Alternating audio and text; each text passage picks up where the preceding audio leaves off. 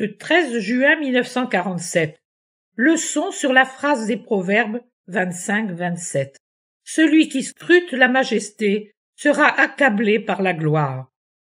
Seigneur, je te remercie d'avoir choisi mon néant, et je te prie de me garder dans ma simplicité d'enfant ignorant, afin que je puisse toujours me rappeler ta majesté et la contempler sans que, par désir de scruter ta puissance, je ne sois accablé par ta majesté, si bonne et patiente pour les petits, si sévère envers les orgueilleux qui veulent s'élever et investiguer sur toi plus que tu ne le souhaites.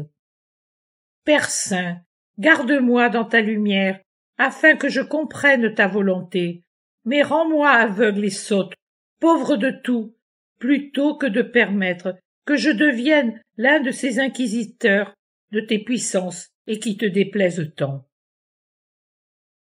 Le 15 juin 1947. Mon état de santé est très grave, et je souffre énormément depuis quelques jours. Les poumons et le cœur refusent de fonctionner.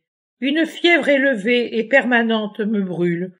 Une toux violente et sèche me brise la poitrine. J'ai des moments de suffocation et de douleurs atroces. Eh bien, je suis dans la joie, dans cette grande joie que j'éprouve quand je souffre plus que de coutume. En effet, lorsque je souffre, comme ces derniers jours, et que je suis entre la vie et la mort, l'amour divin me fait savourer le miel des paroles sapentielles ou divines. Voilà, c'est ce que je savoure aujourd'hui. Je lisais, « Le règne de Dieu est au-dedans de vous ». Mon Seigneur me fait lire cette seule phrase et me plonge immédiatement dans la contemplation de ce royaume de Dieu qui est en moi.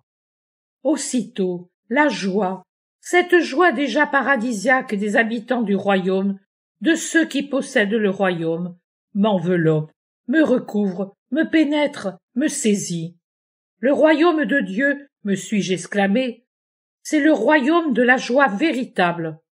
Et je me suis mise à savourer cette joie puissante, forte, qui est vitale, même pour une personne physiquement épuisée, tant elle apporte la perfection du ciel, cette perfection dont est exclu tout ce qui est douleur, faiblesse, faim, soif, sommeil, larmes. C'est pourquoi elle communique à celui qui la savoure, même au milieu des souffrances d'une maladie ou d'une agonie, un équilibre paisible, une joie, une volonté sereine de souffrir pour toujours plus posséder le royaume en soi, ce royaume que l'on obtient en faisant la volonté de Dieu. Oui, c'est bien cela. C'est dit dans la grande prière, « Notre Père, que ton règne vienne, que ta volonté soit faite. » C'est cela, pour que vienne son règne. Il faut faire sa volonté telle qu'elle nous est présentée par ce Père d'amour qui veut que ses enfants sanctifient son nom, non par des vaines paroles de louange, mais par les œuvres, afin qu'ensuite ils se sanctifient à leur tour grâce à elles et possèdent la joie parfaite. Mon âme réfléchit à tout cela, et elle éprouve une joie complète, bien que dans ma chair, ainsi qu'en tout et en tous ceux qui m'entourent, tout soit source de douleur. Mais la parole divine est du miel doux pour qui sait la savourer grâce à un don reçu de la bienveillance de Dieu.